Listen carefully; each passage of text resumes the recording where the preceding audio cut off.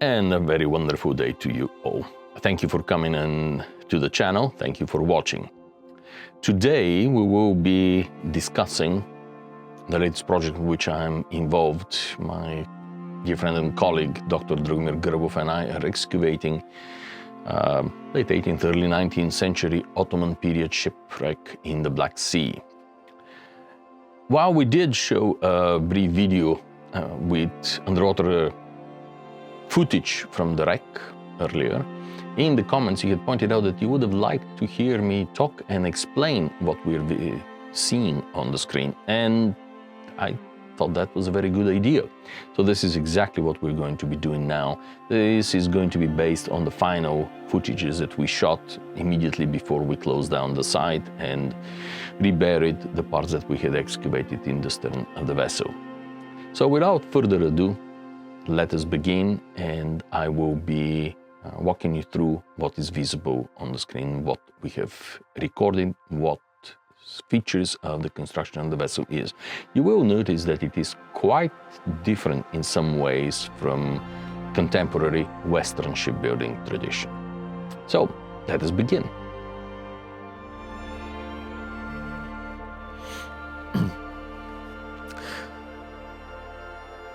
Here you see the stern of the vessel, actually with two of the diagonal riders protruding forward. We have known this vessel has existence since at least the early 2000s. I saw it first in 2002, but it is only now that we came to documenting it. The tags that you see on all the timbers are, each individual timber that we find actually receives its own identifying tag. And if you look at the letters, they are all coded in such a way that they are telling us exactly what type of timber it is. On the left you see the larboard side, the frames on the larboard side. Centrally there are the planks. In the process of excavation, this is one of my colleagues working, it is not me. We use exactly the same tools that land archaeologists use, and I'll get back to that in a moment. Here you see the stern post of the vessel, quite well preserved, almost, well, above the waterline for sure. One of the interesting features here is the extensive number of whales. We have at least 4 pairs of whales, and here you see how they are notched into the rabbet of the stern post and around the stern post like a cheek. Then UT3 over here is almost certainly the bilge stringer of the vessel, or one of the bilge stringers of the vessels. And here you see the ends of the diagonal riders. The sterns, the bows are always the hardest to frame on a ship. They're the weakest spots on every vessel.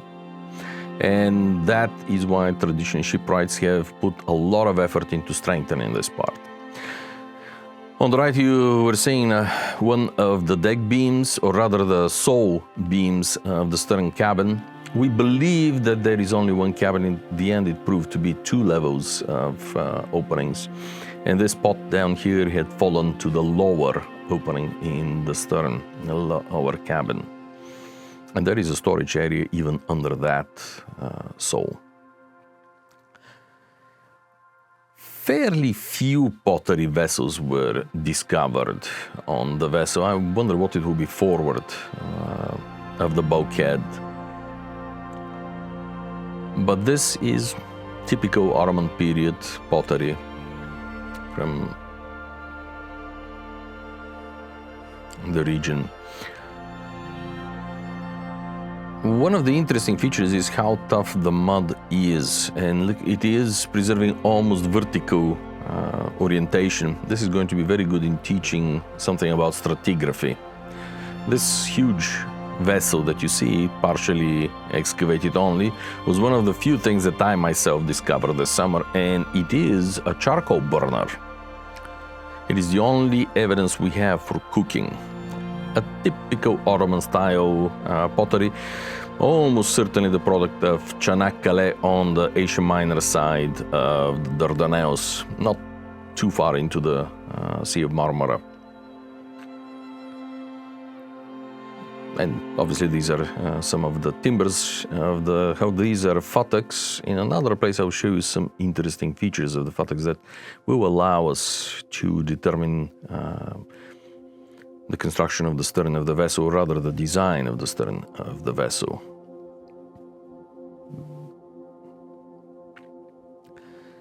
Completely preserved glass bottle. It does look like liquor bottle from the late 18th century. One of the pieces of evidence for this is look how deep the bottom of it is, like conical going inside. It's hand blown.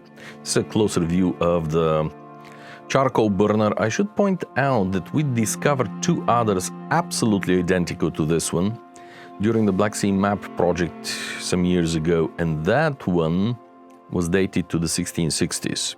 There's a fragment of rope.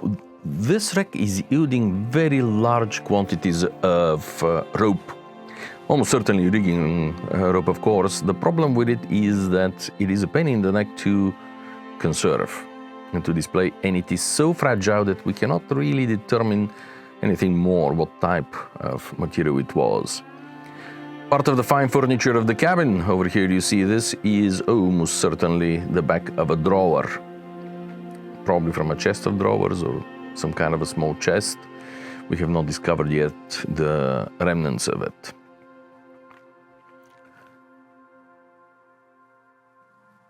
This little wooden circle that you see here is almost certainly the end or the bottom or the top of a small cask. Similar cask we discovered on the Kitten shipwreck, which incidentally lies very close to this wreck, maybe 30-40 meters away, and which I excavated in the early 2000s with colleagues from the Center for Underwater Archaeology in Bulgaria. And as a matter of fact, this wreck is being excavated in a joint project between the Institute of Nautical Archaeology and our colleagues from the Center for Underwater Archaeology, and is co-directed between me and an Australian Bulgarian archaeologist, Dr. Dragomir Grbov.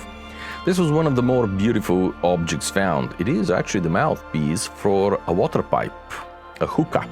This glass cup is very interesting because inside it, the dark spots that you see here prove to be two smaller ceramic coffee cups. And in a moment, I will show you one similar cup. And there it is. This darker piece is the third of the coffee cups. We found another one of these also when we were excavating the earlier wreck back in the 2000s. And this is the handle of an auger. Badly corroded by now, of course, but still enough of the metal is there to tell us what it was.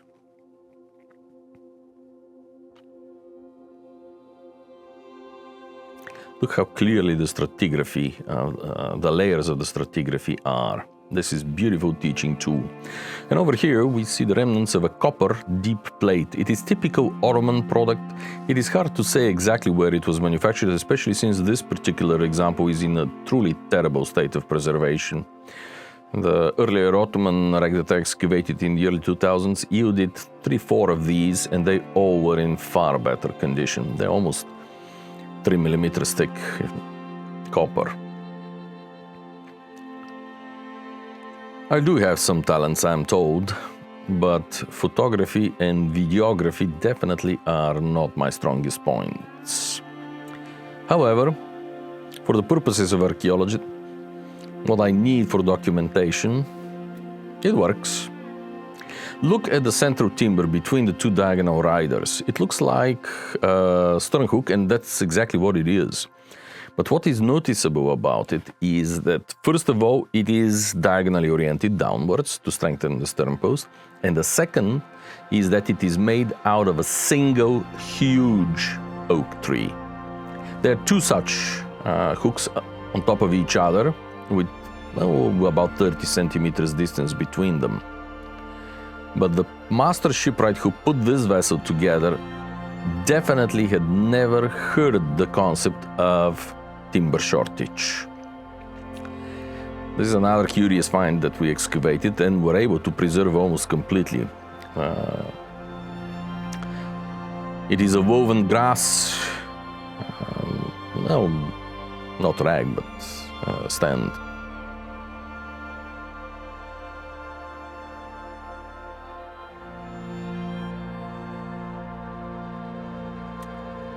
One of my colleagues is trying to preserve it now, to insert it into a plastic bag, supported by clear plastic, in order to protect it until the conservators could work on it and hopefully save it and preserve it for display in a museum.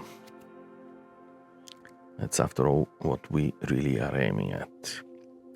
This is an interesting element that filled my heart with joy. Here I am documenting one of the chain plates of the vessel. The chain plate was important for two things, not only because it is almost completely preserved, only the deadeye itself is missing from it, but the very presence of such a chain plate suggested that there was a deadeye, which in turn means that the vessel was not a lateen-rigged ship, unlike the Kitten vessel, which was a lateener.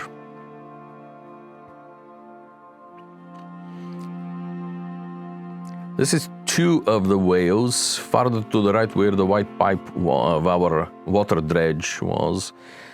There are another pair, so a grand total number of 4, far more than you would ever see on a Western European vessel, of course. And as we were trying to reach the keel, deeper and deeper we went. Where I'm working here, it is 2.8 meters into the bottom,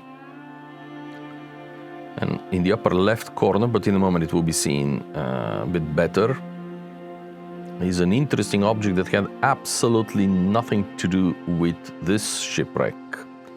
And here it is. This was one of our most significant and interesting discoveries. This is the stock from a Roman period anchor. As luck would have it, we found it pretty much on the last couple of days of diving, so its further excavation and extraction will have to wait until the following season. We're curious to see if it is affiliated with the rest of the anchor, or it is only a stock that has broken off and been left there. At the moment it appears to be only an anchor stock, and it is ripped where one of my colleagues here is photographs working with a water dredge that is powered by a water pump on board the research vessel of the Center for Underwater Archaeology. But this part of the video was included here mostly for scale, really, to see, to compare about 5'7", 5'8" tall human being compared to the wooden structure of the vessel. This is not a small boat. This is not Grandpa Johnny's boat nailed together during the winter while off the agricultural season. This is a vessel that is built by professional master shipwrights. Look now at the floor timbers on the starboard side, the port side, but to the right of the image, how suddenly, what a sharp angle they were forming, from vertical to very nearly horizontal. This is telling us that at this end of the vessel was beginning to open up for a transom stern. Another close view of the stern post and the stern hook.